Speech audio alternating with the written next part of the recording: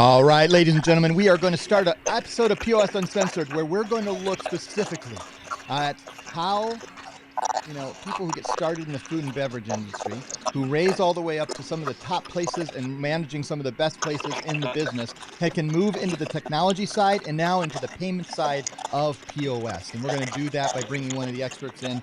We do have a little bit of sense. I'm going to bring up all three of us here. You're going to see something really quickly here that Matt Proctor is in an undisclosed location in a hallway overseeing a freeway somewhere in the greater Los Angeles area. If you find him in the next 30 minutes while we have this discussion, he'll give you $1,000. I'm just telling you, if you can figure out where he is, I don't think that's bold enough to be able to get that close. But so, Mr. Matt Proctor, how are you, sir? I'm good. Can you hear me okay, Nate? I can hear you. I think it's clicking in. I think I hear a little bit of feedback, and I'm not sure where that's coming from. Is that coming from you? Hold on. I don't know. It started during the theme song, and so when you were talking, that up there went away. Now we're good. I'm still hearing it, but what I'm going to do, but I don't have. I hear when you're talking. Let me see what's going on here. I think it's coming from you, Matt, because when I mute you, that sound goes away, just so you know. All right, we're dealing with, this is live. This is why we do these things live, because it's a live technical broadcast. I can't tell. Let me, all right, test one. Yeah, when you muted yourself, it is no longer in, I hear it, and I think everybody hears me. Gazwan, do you hear me? Oh, hold on. I think I muted you too. There we go. All right. So Gazwan, welcome to POS Uncensored. We do this live. We force ourselves to go. We're not going to edit, but sometimes the technology doesn't work the perfect way we want to. Gazwan, let me start with this. You have been in the payments industry for less than you've been in food and beverage. So let's kind of learn your story. You shared earlier that you probably started in hospitality and food and bev when you were probably younger than you were supposed to be. Can you tell us a little bit in the fast forward of how you got into hospitality, fast food, or food and beverage, and then even then how that first step into getting on the technology side of POS? And welcome, Matt. I will unmute you. I wonder if you need to jump out and jump back in, Matt. That sound. So, all right.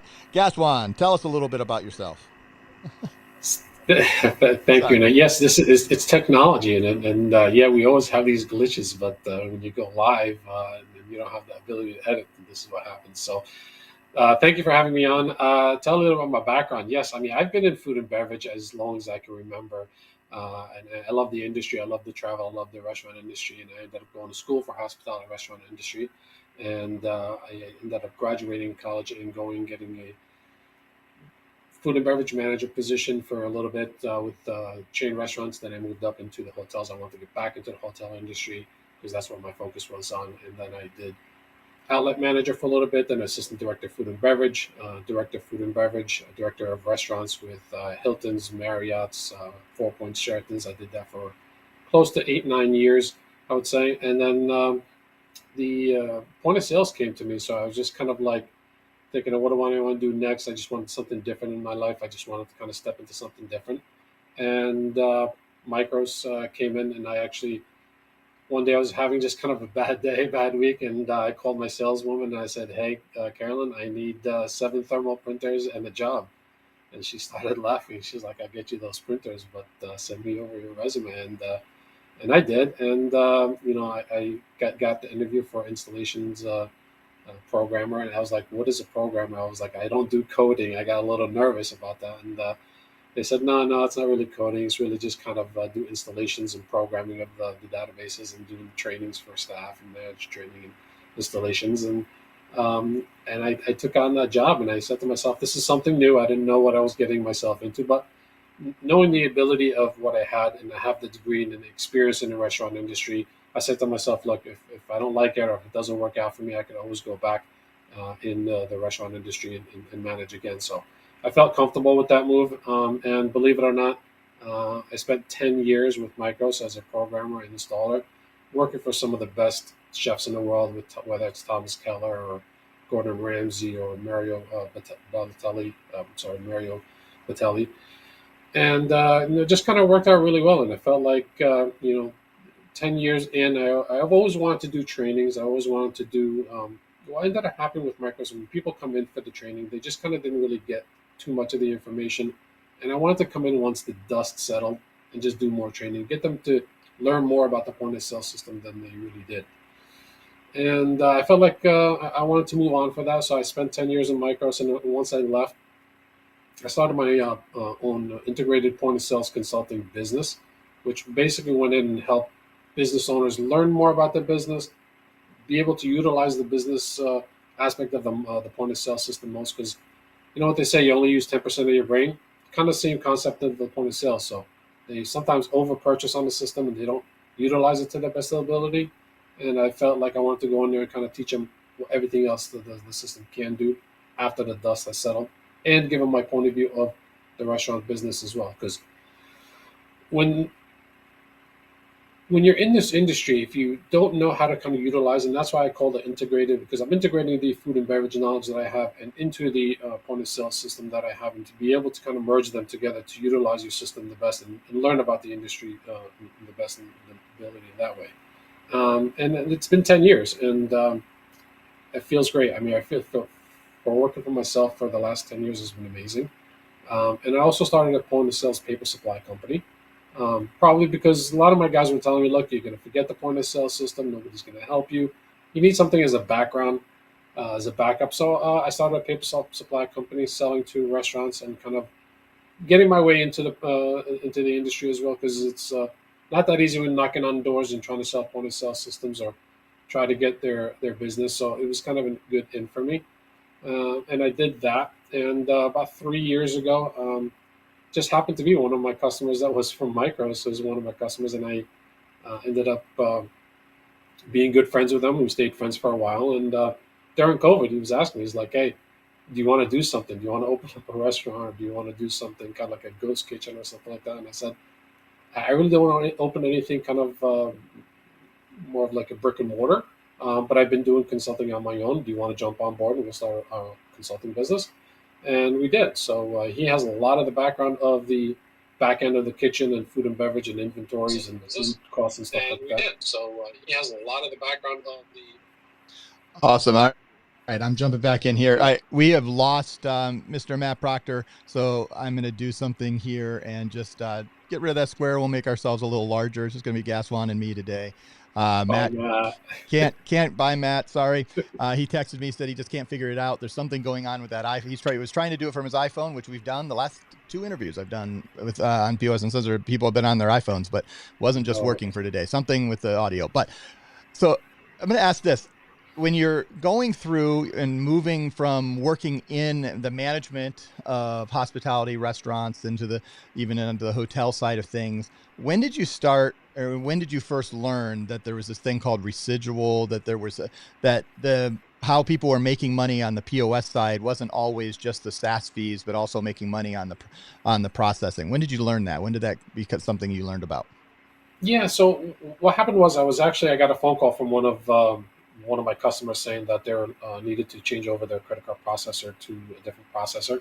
And I was their Micros consultant and programmer anyway, so they called me up and they gave my number to their agent, who called me and said, hey, look, here's the parameters, here's the VAR sheet. I need you to do the programming for the Micros for the credit card processor. And I said, yeah, sure, no problem. And then I met up with him, and I told him my story, like what happened and where I'm doing, and I have a lot of customers. When I left Micros, I left, and I probably still held close to 50, 60 customers that wanted to come with me in regards to kind of learning more about the business. And once he knew that, he's like, look, let's partner up. I'll give you some residuals if you give me some business. Kind of like one hand wash the other hand. He would give me some business for if you had Micros or point of sales. And it was just kind of small. It was nothing big. And I referred him to one of my customers, and he would throw me a residual. And I was like, after about 6 or 7 locations with him, and I was like making, a couple $100, almost $1,000 a month. I'm like, well, hold on a second. This is not bad. And if I grow my business, if I do this for myself, I think I can make a little bit of money. But what ended up happening, I think in 2018, when the EMV technology came in, we had, I needed to find something. And my agent did not have the EMV pin pads in order to integrate with Micros, whether it's, semi-integrated or fully integrated. He didn't have that. So one of my friends who actually left Micros as well was working for STK in the city, and I gave him a phone call and said, "Hey, look, I have a lot of customers that want to switch over to EMV. Who are you guys using?" And he said, "We're using PayProTec, and I'm representing PayProTec for you guys as well. It's in my shirt." He said, "We're using PayProTec. My agent is actually going to be here in a couple of weeks to do our install in New York City. Why don't you come down and meet him?" And that was Keith Sampson. And I met up with Keith, as you all know, awesome guy. We really hit it off very well. And he told me about the business. And he said, "Look, I think you would fit really well with your background in Micros and background in the restaurant business. Why don't you think about getting into selling? So you're already going to sell it to your customers that need it." So I ended up just kind of starting off with selling it to the customers that I had that had Micros and switching them over. And that's when I really kind of saw the money come in. And that's when I was saying to myself, look, now it's becoming, instead of a couple $100, now it's coming a couple $1,000. And that's when I kind of started switching a lot of my customers over to the EMV technology. And from there, I started really kind of slowly calling some of my customers, some of my paper customers to switch over. And I think that's when it kind of really kicked in to say, yeah, this is not bad. So when you started in this industry, on the restaurant side of the industry, Micros and Aloha were really 1 and 1A, and they were fighting for market share, and over the it sounds like an experience. But now I think we're seeing, obviously, Toast has jumped in, Square certainly plays in the hospitality and restaurant space. Plus we have more POS going after restaurant than ever. Yeah. I'm intrigued on your expertise as a person who was trained on one of the big powerhouse systems that was eventually bought by Oracle, and competing in the big markets, and still owns the the hospitality and the lodging side of things, and the Hiltons and the Marriotts. But what is your take on where we are moving and how things are growing and changing in restaurant and hospitality POS as we've seen more and more entries into the market?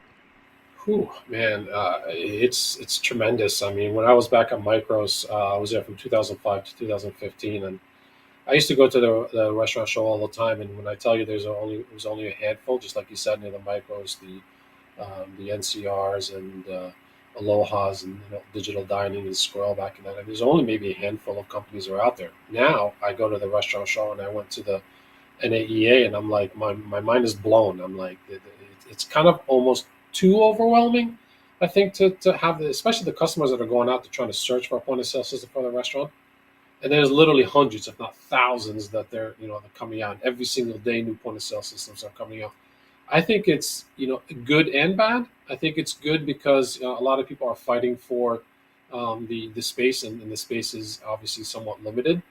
And these POS companies are coming in. They just have to keep building, and getting better. Now, anybody who has not developed that and keeps growing with their business, they're not going to stay in this business, because it's just so tough, because there's thousands of companies coming in here. And not only that, the technology is getting so much better. AI is kicking in soon. What's going to happen with that. And I think that if you don't stay in the times, you're going to get left behind. And it's like I said, it's becoming tougher for the customers, but yet it's give them a little bit more technology to be able to get into what they want. And everything's getting so much cheaper. So many companies are going out there and giving everything for free, and because they're making the money on the process. Back in the days, Microsoft made their money on hardware and some of the licenses. And they didn't charge a license per terminal per month. They just charge you like $800 per terminal, and that's it. And when you upgraded your system, that's when you actually paid it again. But now the money is made in the SaaS fees, like you said, and the money is made in the processing. So on a 4 or 5 terminal site in a restaurant, they were probably paying $20,000, $25,000, $30,000 sometimes for all the hardware, training, installation, and all that. Now on a 4 or 5 terminals, it can cost you almost zero, because that's where they're coming into. They're making the money on the SaaS, and they're making the money on the processing. Micros, they never had that. That wasn't there back in the day. So now that's where they're making the money, and that's why I think the game is changing.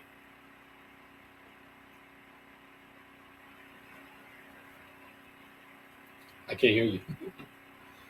Sorry. I muted. I hit the cough button, didn't hit it off. But it's giving more and more partners that are working like with a PayProTec to have more opportunities to sell, because before, like when Micros, everything was done, and they've changed their process a little bit because they've had to evolve, and a lot changed, but you could only sell Micros if you were given that region. And Aloha and NCR was running that very similarly. I think they changed a little earlier than Micros did. And so now everybody can sell anything, anywhere, any place. And now it becomes it's a too much, but it's also, a great decision and a choice to have, because it gives a lot of more players like ourselves out there to be able to provide the services you need. Now, since you left Micros in 2015, there have been a lot of changes in this decade for EMV was the first transition. And in the hospitality, obviously you have all the delivery apps, and, now we're looking at the AI, but even do, all the technology that goes into, like, I think you tend to do a little more full service, but even on the quick service, doing the digital menu boards and all that. What are some of the features that have developed since you left Micros that are key, that you think are most important for the POS companies to hit well to serve restaurants better? What are some of those key things that have happened in the last decade that are most important? First and foremost, in any POS system that wants to grow and be doing well in the industry, it has to come down to service. If you can't service your own POS system, you could be the best point of sale system in the world, and if you can't service your customers, and I hear this all the time, and I'm not going to name any names, and but the thing is, if you could build the best point of sale system and your service is not great, that you don't get the phone call in time, no one's answering your phone in time, you're not getting service, then don't bother. I think service is the number one thing that people are struggling with older point of sale systems that are getting lagged behind. That's why they're leaving. But even I think that obviously third-party integrations, online orders, QR code orderings, text marketing, any kind of marketing services, and like I said, when I go out and sell, I don't know what it is. I don't know, but I live in North Jersey, and probably 2 out of 3 restaurants in my area are pizzerias or Italian for some reason. I don't know what it is. But for me, when I sell, like, those people need the online orderings, they need the third-party integrations so that they're cluttering up all those tablets. Marketing is excellent, whether it's social media tied or text marketing or loyalty programs, which I always push text marketing and loyalty programs to bring more business into your business. And then, like I said, I think it's the hardware has to be cheaper or be able to kind of work great so you're not dealing with downtime. And also a lot of stuff that we see, which with anytime you have internet downs, it's backup credit card processing. If your credit cards are down, what do I do if the internet's down? So there has to be a backup. Otherwise, you can't process your credit cards, you're down. So kind of the systems that allow you to kind of do backup credit cards. So then you can do that. I think that's probably some of the bigger features that we've seen. I mean, one of the things I have noticed in the industry as developed is, obviously, as our POS companies, the drive to zero, we'll throw Toast out there because they're obviously one of our bigger competitors that wants to be a disruptor to the industry. And they have thrown a lot of their equipment out there for free. Now they've had to back off at different places, and they certainly had to change their model, but they've done that. But one of the things that, as they've looked to make money, the hard part is that service part. You said the first, you got to be able to service. How have you been able to treat it? Because what happens a lot of these POS companies is the service is hard. You've got to either offshore it. It's because it can make it. No one will pay the SaaS. They won't pay the upfront fee, and they don't want to pay for the service. So which one goes first? Well, the service a lot of times does.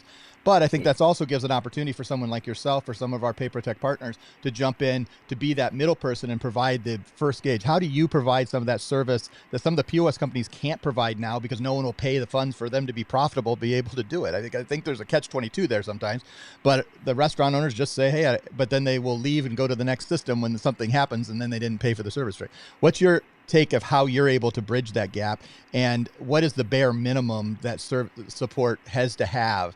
As certainly, it's a lot of these POS companies are really struggling trying to figure it out, how to be able to scale that service. Well, it's fine when you have 100 merchants, but when you get to 5,000 merchants and 10,000 merchants, it's hard to do. Is there things that are for them that make it easier for you to be able to provide the service you want to provide? Yeah, it's tough to manage, and again, I'm not, it's not easy to sell point of sales, but it's also not hard. My background is in food and beverage and point of sale, and I think the toughest thing is, like I said, the service is, again, I'll speak about Toast. I mean, let's put it out there. I mean, the problem with what happened with Toast, to be honest with you, I don't even really consider myself worried about Toast right now, because what ended up happening with Toast, did a phenomenal job when they came in. They just sold as much as they possibly could. But to realize something about Toast or any point of sale system is it takes about, like, from me as a programmer when I first started, it takes you about 6 to 8 months to be able to learn the point of sale system to go out there and program. It's even longer for a help desk, because the help desk not only needs to know how to install it, they need to know how to troubleshoot it. And that could take 6 to 9 months to learn a point of sale system to be able to be proficient in troubleshooting the point of sale system. So what ended up happening with Toast is that I noticed is that they sold so much, but the help desk support was not catching up to the sales. So what ended up happening, they did well in the beginning, but once they started selling too much, it lagged behind. So service got lagged behind, and a lot of my customers are telling me that when they place a phone call, it's basically a call center. They take the call, they put it up on the board, and that's what kind of Micros had in the days. But they take the call, they put it on the board, and then anybody who's available as a help desk will take that call and then call back. But what ends up happening, I mean, it could be on Friday night, Saturday night when you're busy, when you get a phone call. They may not call you for 3 or 4 hours or put it on for the next day. Look, we need service now. We don't need it 4 hours from now. We don't need it 2 days from now. We need it now. So, like, I'll give you a great example with to the point of sale systems that I sell, Hot Sauce and Quick. They pick up the phone. Whoever's picking up the phone is actually going to fix that system for you right there and then. That is key. If you don't have that, if you're going to do the text chat box, or you're going to do any emails and send, no, that's not going to work. In this industry, they need service now, and that's why the owners get really kind of frustrated if they're waiting on the phone, they're waiting to get in touch with someone. It's taking too long. You pick up the phone, someone has to answer the phone and fix your problem right there and there. They're not going to wait the next day. They're not going to wait 4 hours. I think that's a frustrating part. And to be honest with you, I haven't had any issues outselling Toast because they had that issue. And like I said, the 2 point of sale system that I sell, phenomenally in picking up the phone and servicing the customers right away. What do you think it gains that you could be selling? Like you said, there are, I mean, we have multiple more systems just in our little POS Pros world, but then there are so many more. You go to the restaurant shows, you go to the trade shows, and you start seeing every show I go to, I can count it that I'm going to see 6 to 7 new hospitality POSs, or I'm going to come across someone else who's creating another one. How do you choose which ones are the ones you're going to learn, you're going to facilitate, you're going to sell, and make those the ones that are right for you and your customers and your merchants? I demoed the hell out of point of sale systems when I first started. I just got, called every company and I told them to give me a demo. I think I sell, if you try selling too much, the first thing that you want to make sure that when you're selling any point of sale system is you need to find your vertical. That's first and foremost most important. If you don't know the restaurants, don't go out and try to sell restaurants, because you're not going to know the lingo. You're not going to know the information that they need. You're not going to know the service that they need. Don't sell restaurants if you really don't know restaurants that well.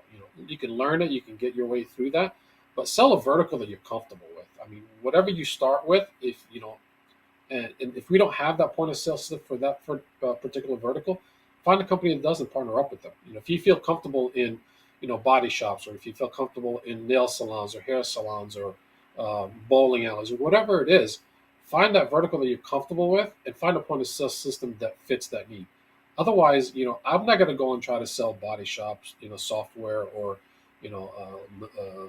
salon software, because I don't know it. I know the restaurant industry, and that's what I'm going to sell. I'm going to find a point of system that I know, that I demoed. And I just did a training with Quick. It was a 3-day, an hour and a half training, a deep dive to be a programmer, to learn the point of sale system. Because when I go in and do my installations, I need to know the program, because not only do I do an installation, I do a live support. And that's what we used to do at Micros. You do the installation, you stay there for a day and make sure everything's working. If something's not working, and they say, hey, look, this menu item is not going to this printer. I need to go in there and be able to program it, make sure I fix it, because I'm there. I'm not going to pick up the phone and wait 20 minutes to 15 minutes just to get someone on the phone and to be able to. I want to do it myself. So I learned the point of sale system. I learned how to install it. I learned how to troubleshoot it. I learned how to support it. And sometimes they call me. I had a lady just call me that has Hot Sauce. She called me the other day, saying, hey, look, my system's not working. I troubleshooted it as much as I possibly can. And I called Hot Sauce. I got them on 3-way. And they were able to fix it. Turned out to be user error. There was something happening with their router. We were able to fix it and get them back up and running. But I'm very, very hands-on when it comes down to the point of sale system because I want to make sure that my customers are taken care of. I don't want them to have to wait, long on the phone calls. I can try to troubleshoot it most of the time, if I can. And if I can't, then I'll reach out to support. What are the things, because you had such an intense experience with being on the management and working in food and beverage, working in restaurant and then hotel? Um, are there things that you are able to see and understand that someone who maybe like myself, I have one little intersection where I worked and did dishwashing, but that was, when I Yeah, was 16. Never, that wasn't the path that I chose. What yeah, helps you? And then for those like myself that maybe have a little intersection, have the ability to understand, how do we learn some of the things that make you successful so we could serve our areas in restaurants? So first question, what did you learn, because what set you apart because you have that experience? And yeah. are there ways for people like me who don't have that experience to learn the terms, to learn the language, to understand restaurants so we're better at serving them? Sure.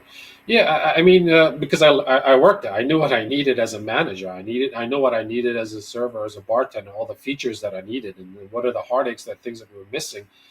Something as stupid as like in fine dining, they need course bars and fire course one, fire course two, things like that. Hold fires. These are the things that they need. If you don't know what that means, or if you don't know what 86 means in the industry, then you're going to get caught. If you don't know what an expo printer is, or saute, or garde-manger, and those are the kind of lingos that are part of restaurants and fine dining or non-fine dining. Those are the kind of things, like I said, it's not that you can't learn it, but it's going to take time. If you're going to go into the point of sales and into the restaurant industry, I would start off small. Start off with like small delis, small bagel shops, small cafes that don't need all the bells and whistles, and they just kind of need something to kind of get them through in the technology. And then slowly you start learning the restaurant industry. Then you can go into pizzerias and delis, or sit down restaurants and bigger restaurants. But I would say start off small. Pick a point of sale system that you like, that you learn very well. Pick one or two. Because for me, when I go in, I don't necessarily just say, "Hey, look, buy quick. This is what you need." As a point of sales consultant, I'll go and ask them what they need. What do you like? What don't you like about your current point of sale system? What can it do better? What is it missing? And then I kind of feel, listen to them first, and then I kind of say, well, maybe quick is not perfect for you, or maybe hot sauce is good for you, or maybe mint is better for you. So I kind of fit that themselves. So also, what I've even done in the past is I created a spreadsheet for myself, and basically put out all my point of sale systems and what their monthly fees are, what their down payments are, what the features that they have, and what kind of warranty they have, what kind of support they have. I put that out as a map for myself to kind of say, what's going to fit better for which clientele, and that's why I kind of try to say, if someone asks me, one company may be a little bit out of pocket, but a lot monthly, or another company might be a lot out of pocket and a little monthly. So it all depends. And some people don't want cloud based for whatever reason. Some people want cloud based because they want to do everything remotely. So I would say first, find a vertical, start smaller with smaller cafes and bagel shops, and then slowly move into bigger restaurants. What's your take? Where is the restaurant industry right now? What's your feel? Obviously, you're in New Jersey, not far from the mecca of restaurants, and New York City. Certainly, you said that there's a couple pizza shops and Italian Yeah, restaurants in every block. Are restaurants yeah. growing? Are we seeing what's your general feel of where we are with restaurants right now? I mean, New York City is struggling. I literally this morning I just got a phone call this week that they want to drop their prices, do lower prices for lunch. I think the market in New York City is struggling right now, only because of people are not going back full time to the offices. I think they're doing maybe 3 days. Mondays and Fridays tend to be quieter in the city, so that kind of helps out a little bit for the local businesses in New Jersey. That someone's not going to the office on a Monday, Friday, may go out to a cafe or may go out to lunch, or may get takeout from the Grubhubs, DoorDash, and Uber Eats, for their lunches or something like that. Or they may just eat at home. And some people see that they're not that busy because people are tending to not spend money and eat at home. So, it all depends on the market. It depends on where you are and what type of day. So some places, maybe takeouts are busier. I mean, sit down restaurants are not as busy. New York is they're not as busy maybe on a Mondays and Friday, but It's a tough market right now. It really is.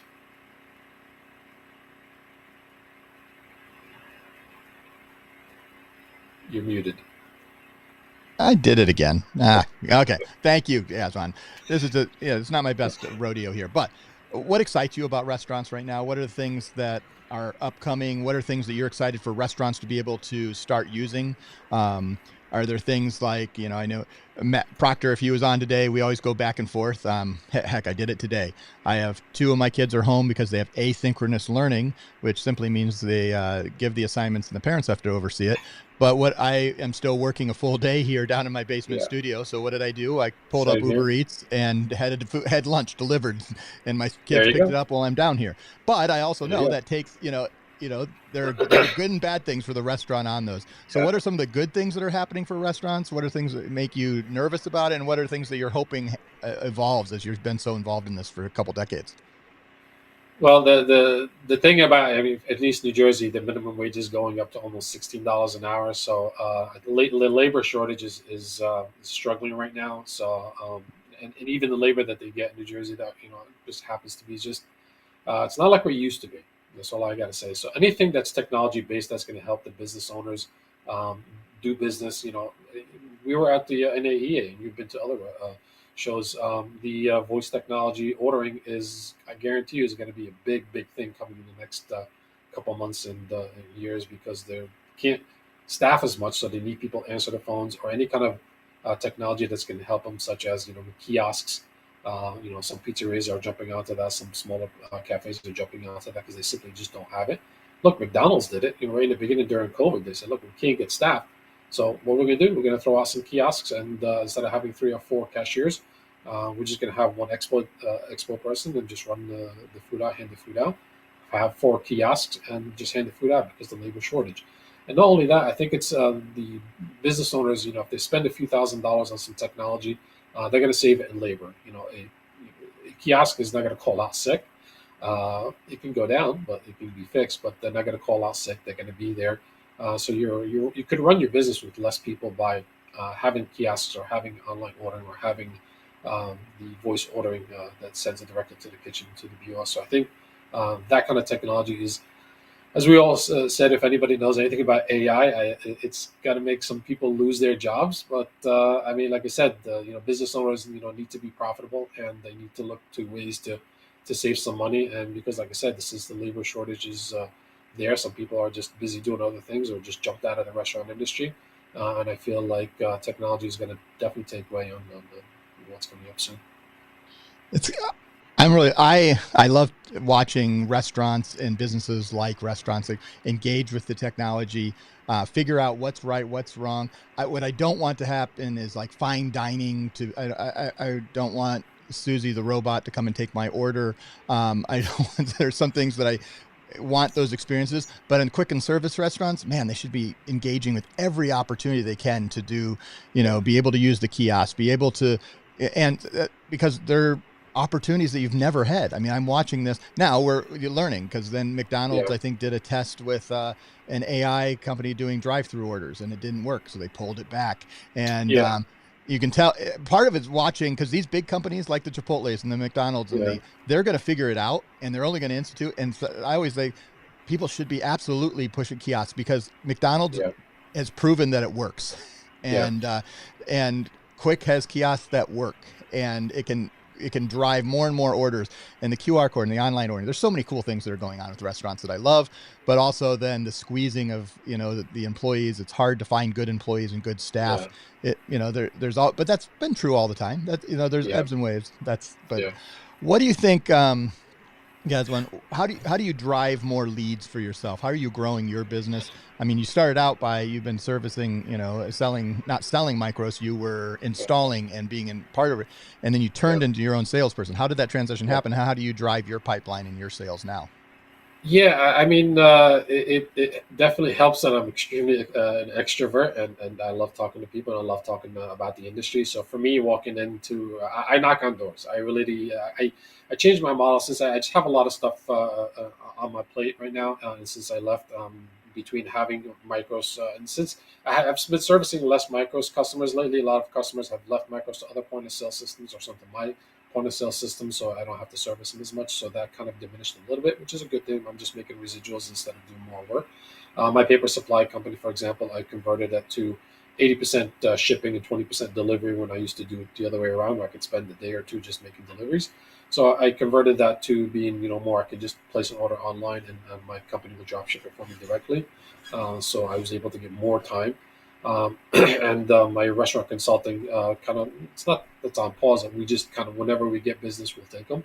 And what you see behind you, this is my studio for my podcast. I started a restaurant talk podcast back in April, and I try to put some videos out as much as I can to teach people about the restaurant industry, how to grow in the restaurant industry, how to hire, how to build your brand, how to be consistent. Just kind of, and then in the next year or so, I'm just going to be pounding the pavement to go into my customers and just doing shows and kind of talking about the business owners and how they got into the restaurant industry and what they like about it, and just kind of doing those kind of things. But as far as selling, I knock on doors. I try to sell now at least 4 days a week, and Monday tends to be my office day where I can kind of regroup, figure out what towns I'm going to be in, for the rest of the week. I map out my week where I'm going to be in, what towns are going to be, what type of businesses I'm going to hit, what days are available.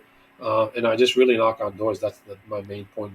Because not only that, the reason why I like to knock on doors is because I don't just sell point of sale system. I sell my services, and all of my services, whether it's paper, whether it's consulting, whether it's talking about the industry. And then when you talk to people, then they know 15 other people, and 15 other people know 15 others. So you get referrals through that sometimes by talking to people and just say, hey, you can go next door, or go down the street. My brother has a place.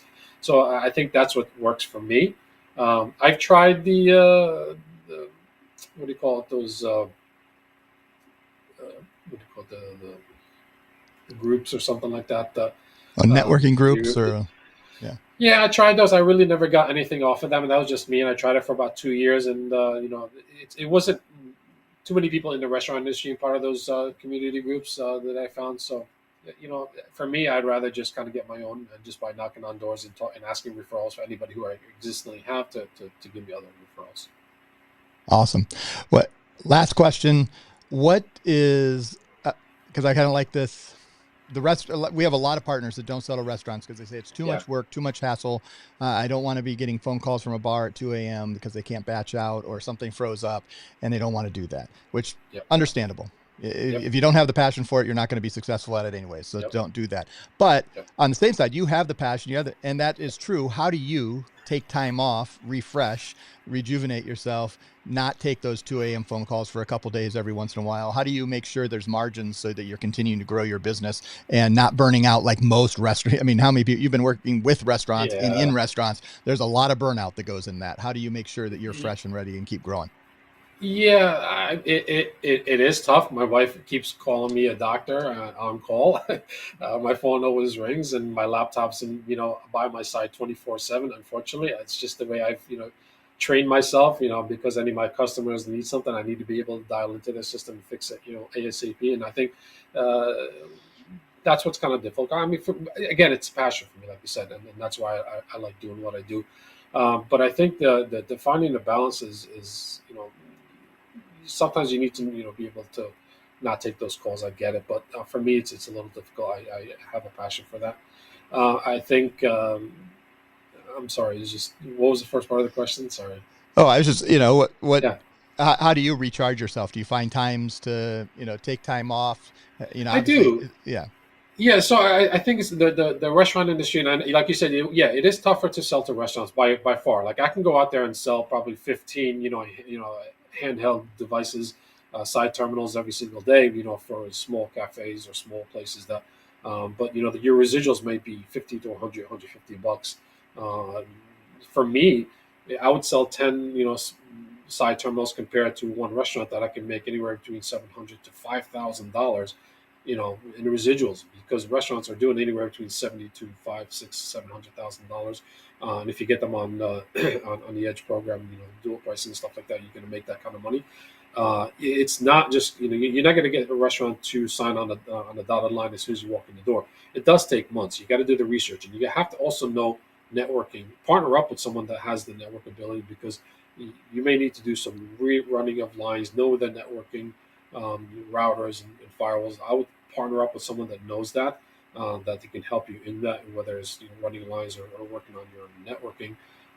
But I think it is harder.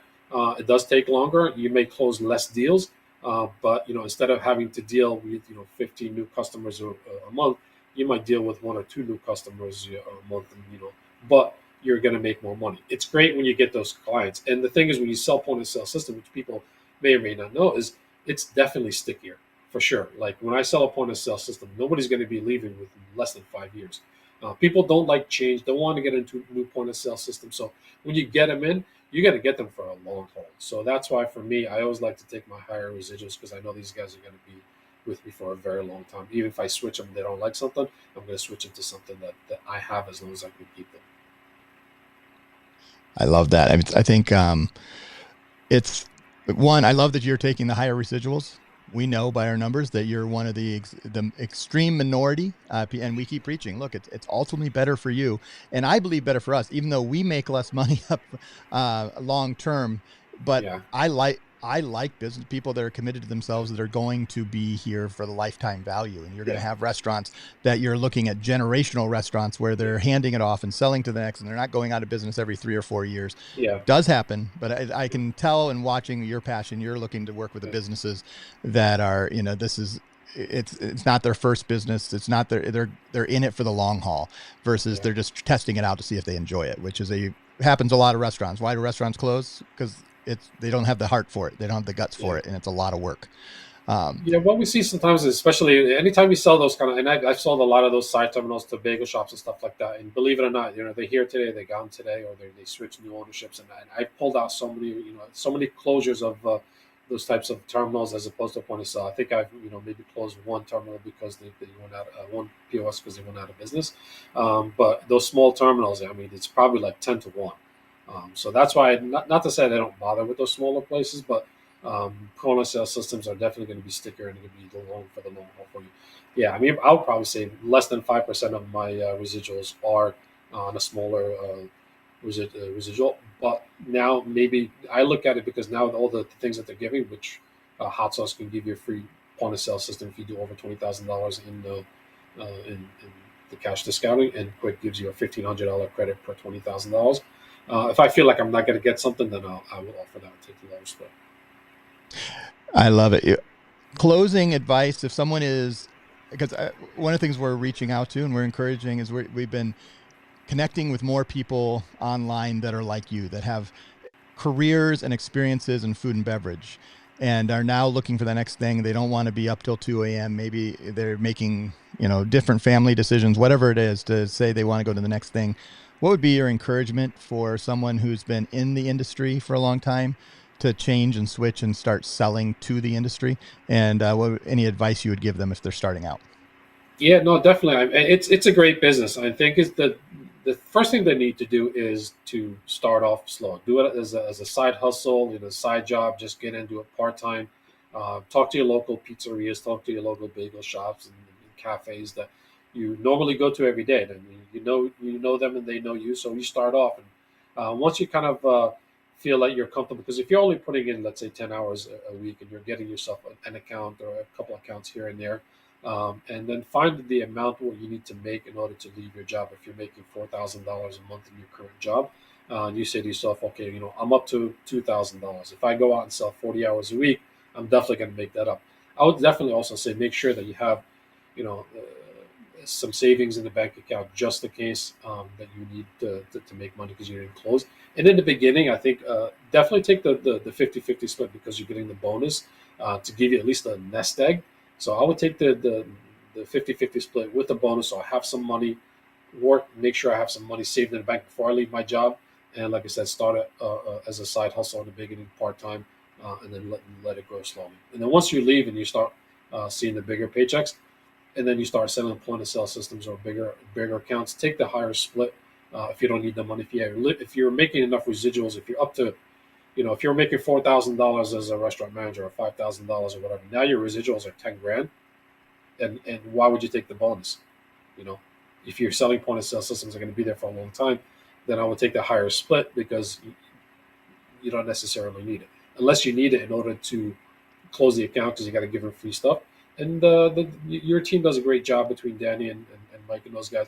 We'll tell you exactly what the account's going to make, what the residuals, what the ROI at the end of the day is, if you have to pay something out of your pocket. You figure that out case by case basis. Perfect. Gazwan, we could talk all day, but at the same time, I know that the content has a limit and we don't want to go too far. So I'm going to guess that sometime in the next year, we're going to bring you back on because I have a lot of more questions I want to ask. And you have the coolest set of anybody who's joined us. First of all, I love the framing. I redid this in the time, getting just a Yangling. As a person who lived in Pennsylvania for several years before they left, in the early, I lived in Pennsylvania from 99 to 2003. And, that's when I introduced Ling, and now it's everywhere. I could have it delivered here by GoPuff in like 5 minutes, but it still has that. It was that special thing back in the day when it. I went to school in Pennsylvania. That's why I learned about it, and I love it ever since. And it's this is my podcast studio. So guys, also check me out on Restaurant Talk Podcast, talking about all restaurant stuff. So I'll put more episodes coming out soon, but check me out on YouTube, check me out on Spotify and Apple Podcasts, or wherever you watch your podcasts. Thank you. Awesome. Well, Gazwan, thank you so much for joining us. Thank you for being part of this.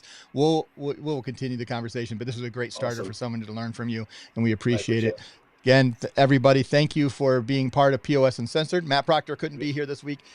Next time. We'll get Gazwan on again so Matt can join us. Next week, I forget who's on, but in 2 weeks, we're going to be live from the Quick offices, where we're going to be talking directly at Quick as we're celebrating their 10 years. And that works out that Matt Proctor and I are both going to be down there. So we're just going to do a live POS Uncensored from there. And then we have several. Well, I think on the 23rd, we take a week off because I'm out of town for a day. Though I may be able to do it. We're still working. I'm traveling for work, but we'll see if it all works out. But on behalf of Gazwan, thank you so much for joining us. For Matt Proctor, who joined us for a few moments from California. Sorry, fly Matt. home safe. And I'm Nate Manahan. Thank you, everybody. We'll see you next time. Okay.